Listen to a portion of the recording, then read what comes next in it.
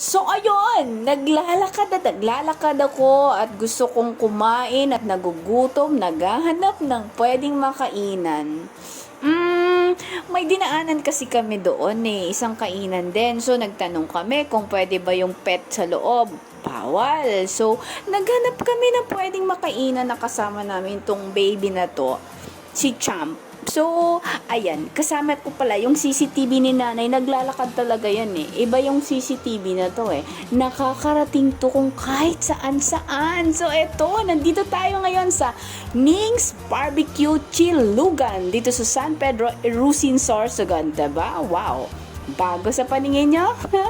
Sa akin din, bago. Same lang tayo. Ayan siya.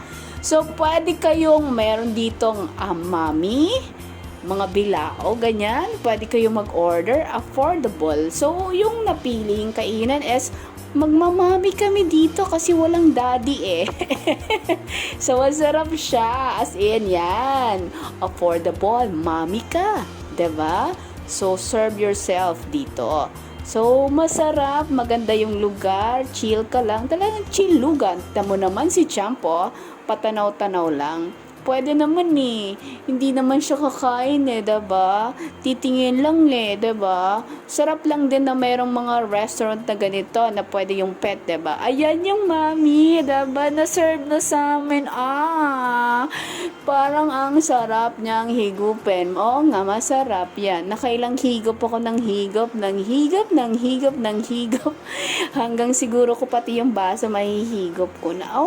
Ay, masarap lang. Masarap. Tingnan mo naman kung gaano kasarap. So, yan.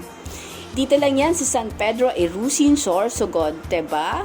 Saan ka pa? Dito na sa Ning's Barbecue. Chilugan na. Tara na!